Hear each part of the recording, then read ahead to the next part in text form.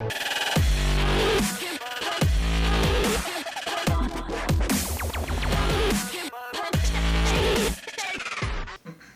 a pig call. Huh? Start with a pig call. A pig call? Yeah, like sweet. Why? Never mind. You do you. You do you. He doesn't have to. You've done that for him. Well, hello, Internet. I am Daniel from Cinema Brawls. This is Matt from Cinema Brawls, and that's Jake from Cinema Brawls. And today we're trying out something new. We are trying to see if we can turn Cinema Brawls into a podcast. If it is successful, you will find it wherever there are podcasts, I guess. There'll still be video versions, of course, but also podcast version. but also podcasts. Oh, yeah, No of new course. information from me. But today we are now continuing our streak of random brawls by talking about which movie is better, Count of Monte Cristo or How to Train Your Dragon. And what a matchup it'll be, ladies and gentlemen. I know. I feel like an actual sports announcer now. In This the is what corner. we're going for. This is the plan.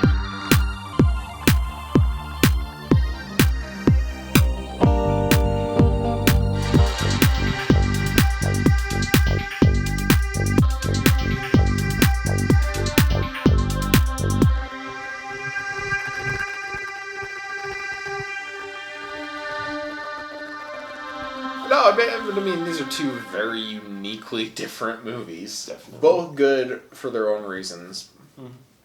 But gonna be hard to compare, honestly. It's going to be very hard to compare. I feel like I like How to Train Your Dragon a lot, but there's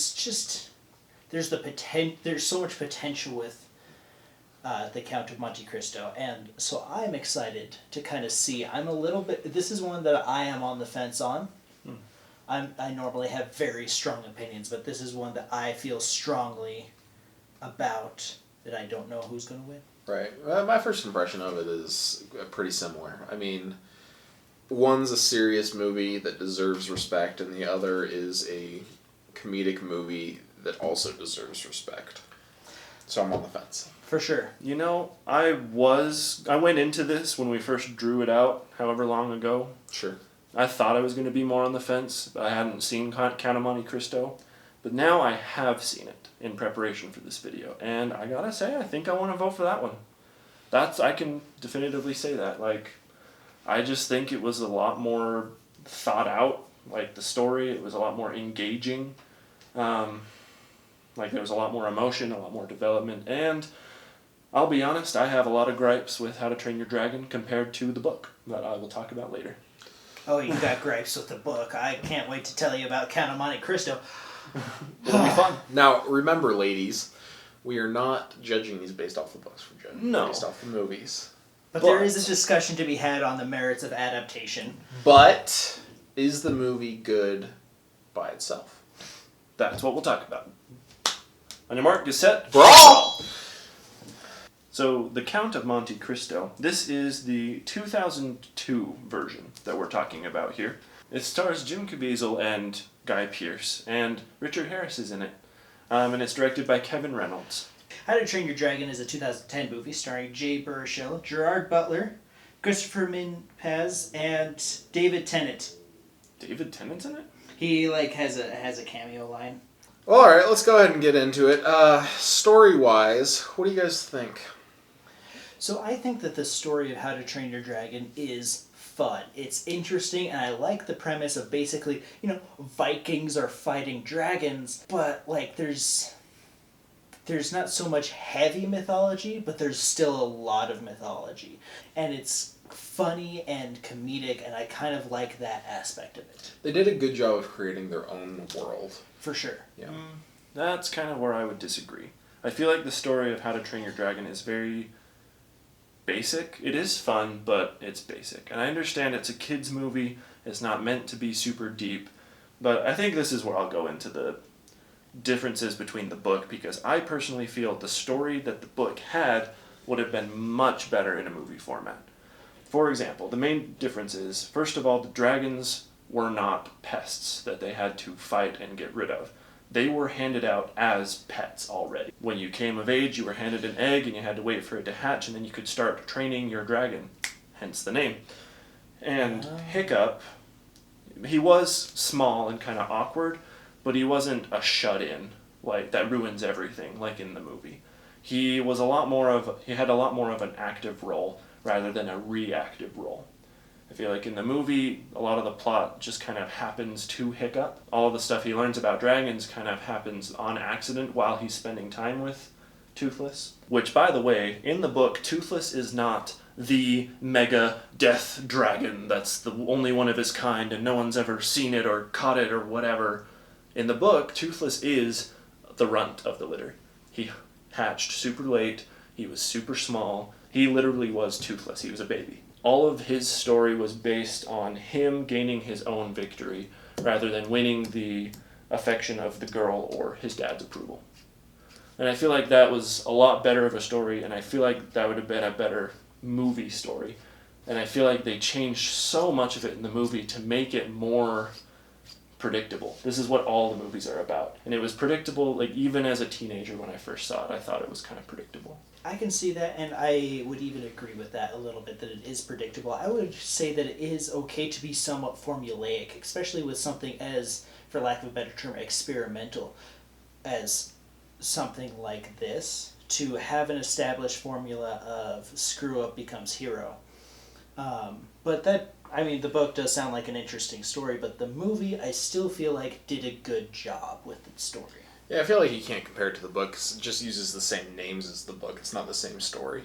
Yeah. And I would disagree with you. I think Hiccup makes all of his own actions. I don't think anything happens to him except for a lucky shot, which he still actively went out to take. After that, he goes out, he finds the dragon, he lets him loose. He goes down to spend his own time and learns on his own, of just like he would have in the book. I mean, he learned the same way. The story of Count of Monte Cristo is a completely opposite story in terms of adaptation from How to Train Your Dragon. Count of Monte Cristo is a dense, boring, long slog of a book. And I've read it, and I hated it. The movie is fun and somewhat energetic and keeps the pace up and doesn't put me to sleep on a nightly basis. I did feel like it had good pacing. It had good pacing. There was a lot that was cut out of the movie. Because of that, the movie streamlined. It took out characters, it combined characters into single people, and it makes the story better and more enjoyable for that. And a lot of that same story has been adapted into multiple different styles of movies. It's inspired lots of movies, and it's kind of shorthand for good guy gets revenge kind of a thing. Mm-hmm. Now, I love adaptations as much as the next guy, but I don't think we can really consider them here. I don't think those conversations hold a place just because we have to look at the story of the movies by themselves, even if they're based off of an older movie, which Count of Monte Cristo is as well. Count of Monte Cristo has multiple adaptations. The 2002 is the best one. Right. Mm-hmm. And so we can't compare it to its older version because we're looking at this movie. This isolated story. This isolated story, right.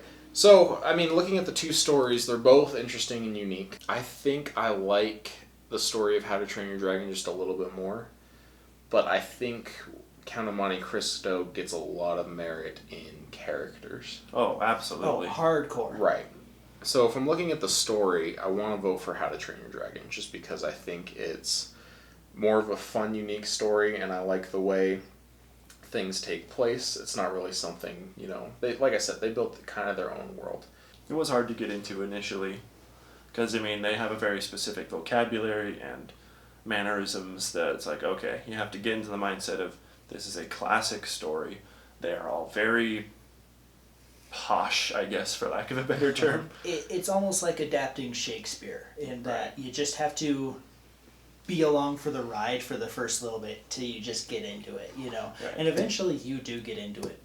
I would say for my vote that Count of Monte Cristo is a better story overall. I think it's, for the movie at least, it's a tighter story, it's a more well thought out story, and it's a larger than life story. Mm-hmm. You know, I was originally going to vote for Count of Monte Cristo, but I think I'll give it to How to Train Your Dragon because of what we were just talking about. Count of Monte Cristo is very deep, very engaging, but you have to be in a certain mindset. You kind of have to let yourself sink in. How to Train Your Dragon, just right away, you understand what's happening, you can get right behind the motives, and you're right, they do create a world that's easier to get into. And I hate those TV shows that everybody claims, well, if you just get through the first season or two, then it really gets better. Like, no, you have... Supernatural, The Office. So yeah, I'll vote for How to Train Your Dragon. Right on. How to Train Your Dragon takes it. So moving on to characters now. Yes. And I feel like, like we just said, the Count of Monte Cristo characters so much more engaging. Like, their desires become your desires. I wanted so badly for Edmond to be okay.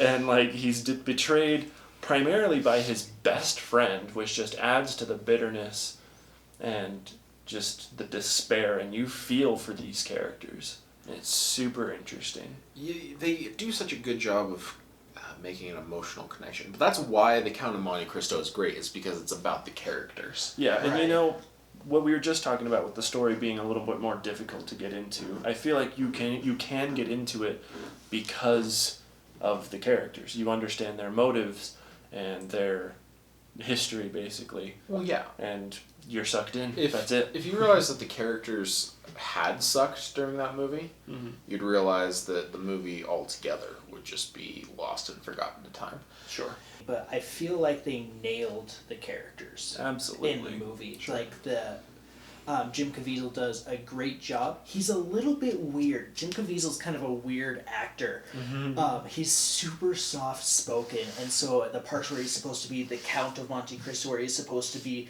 super braggadocio, and in there he's also talking just this nice, soothing whisper kind of a thing, and it's almost a little sinister. It's almost a little sinister, but it can lead to some kind of funny moments. This also has one of my favorite ever performances by Henry Cavill.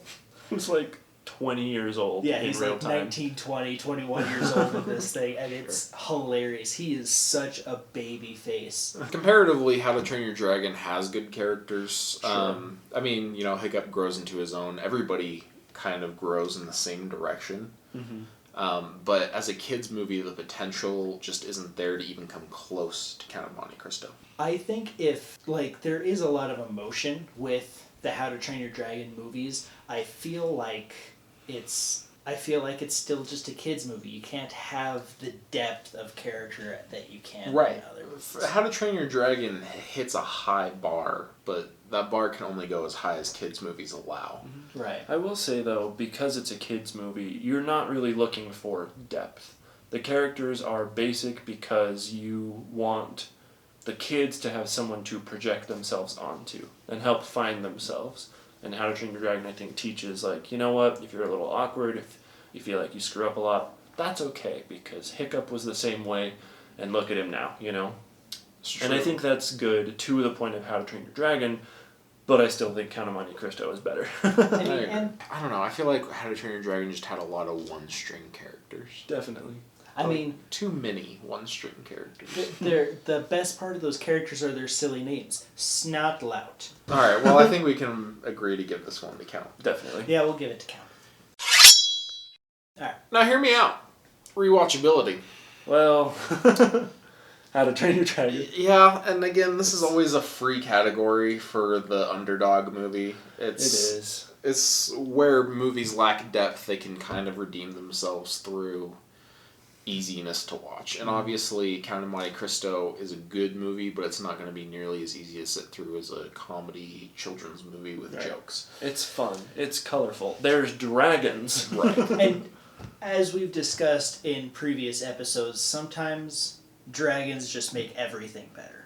I have yet to find something that Dragons does not make better. That's true. And, you have the fun, and you have the easiness of it all. So I would give it to How to Train Your Dragon. Easy. In a heartbeat. Yep. Yeah. Just because Count of Monte Cristo is deep and takes a while, and you don't want to watch it every couple months. Yeah.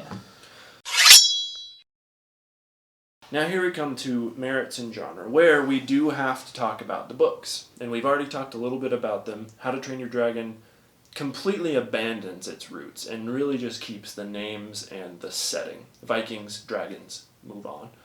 And the whole story was retconned and workshopped into what it is now. Count of Monte Cristo was adapted and streamlined for the better.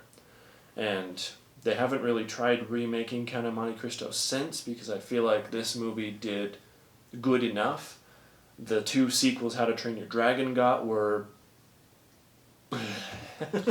Normally, I hate comparing merits in genre based off of stuff that came before, because you kind of have to determine how the movie itself has affected it. For sure. But in this case, I feel like they're both about on the same level. They were both adapted after something already existed, and they both kind of just, ended it there.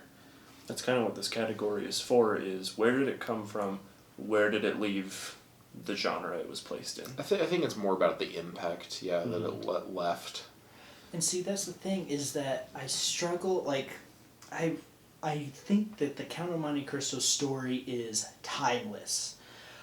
This movie, however, just I don't know if it made people afraid to maybe adapt the movie again, or the story again, and that's just why it hasn't happened, because it's a big sprawling epic, and I mean, it could be an HBO miniseries and go for 8 seasons, and it'd be awesome. I don't know. I just feel like you don't need to continually adapt things, even if they are really good. It hasn't even been 20 years since that movie came out. And granted, Right. they do it with everything. I mean, even, Psycho, they never remade it, but they did do a spin-off prequel series for it. And, I mean, this movie, again, has been made before the 2002 version. But I don't think it's bad just because nobody's touched it in a while. Yeah. I don't think so either. If I'm being honest, I think that the Count of Monte Cristo could use an update. If I it think it had could. if you got somebody that was a visionary, a good director, somebody that had for lack of a better term, the balls to have their vision on screen of this story, it would be awesome. Merits in genre, are we going to give it to Count of Monte Cristo? It's lasted think longer. It's got more of a popularity, and I feel like 20 years from now, people are going to remember it over How to Train Your Dragon. There are people I've talked to since watching it, and they think of this as their favorite movie of all time. Yeah. Really? Yeah. I've Done never well heard for anybody itself. say this movie's their favorite. I know, I thought it was great, and I liked it a lot more than I thought, but It's no Princess Bride. It's obviously done more for movies across the board, not just in a genre. Than, For sure. and in terms than of How to Train Your Dragon. adaptations of classic tales, we just talked about Phantom of the Opera, Count of Monte Cristo did a much better job. So count. Count, yeah. Count. All right, well, it's 2-2, and the last thing we're gonna be discussing is emotional impact. Now, I do want to make a case for How to Train Your Dragon in this, if for no other reason than the music. The music of How to Train Your Dragon is phenomenal. Oh, It yeah, is definitely. incredible, and that was one of the things that, rewatching Count of Monte Cristo recently, that was one of the things I felt was lacking. There's the scene where he's coming up and introducing himself for the first time to the audience and to everyone else in Paris as the Count of Monte Cristo, and he's in this big balloon, and there's all this fireworks going on. It's a real Prince Ali kind of thing. Oh, that's exactly Super what Prince I thought. Ali. Yeah. Because you got dancers, with ribbons, guiding the balloon down.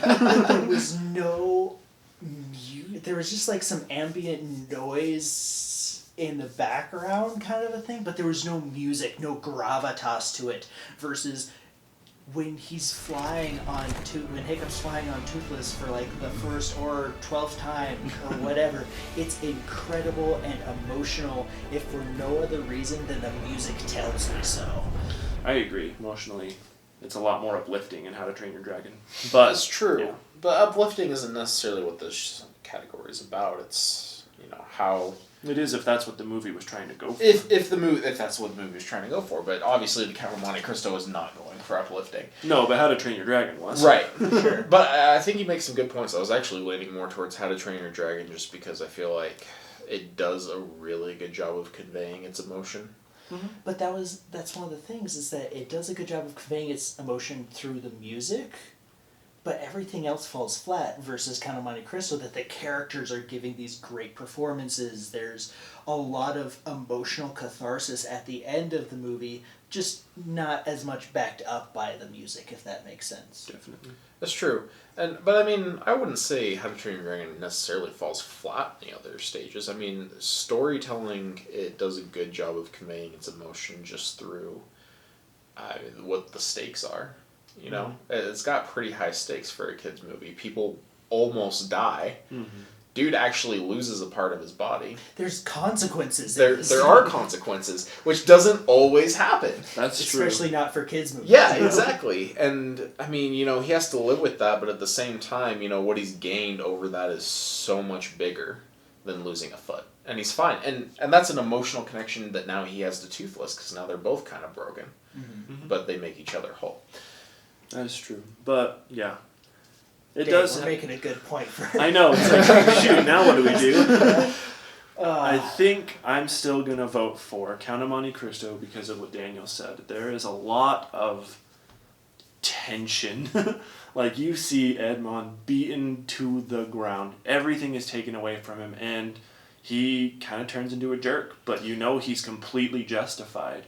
And it's just all this tension builds up in him and with us, and all of that just huge catharsis when he finally kills Fernand and gets back at all these people, and his plan is executed perfectly. Yeah, I think I kind of agree with you.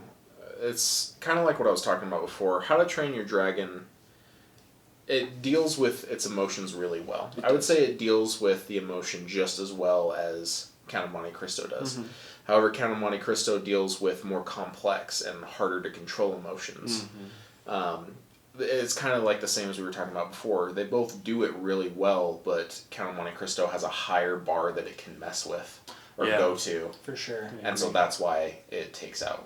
I think they're both really well made, well done movies, but because Count of Monte Cristo had a higher limit and it was able to hit that, I think it wins. Yeah. I think so too. I agree. I'll give it to Count of Monte Cristo. Okay, Count of Monte Cristo is our winner. Let's quickly pull out of the cinema bowl. The cinema bowl. Good old cinema bowl. What will it bequeath upon us this time, Daniel? No, I want this one. Daggum right, this one. Ooh. Thor. The first Thor movie. The first Thor movie. Lights Out. Cool. Dang. Alright, cool. Catch us next time when we discuss Lights Out versus Thor. Bye.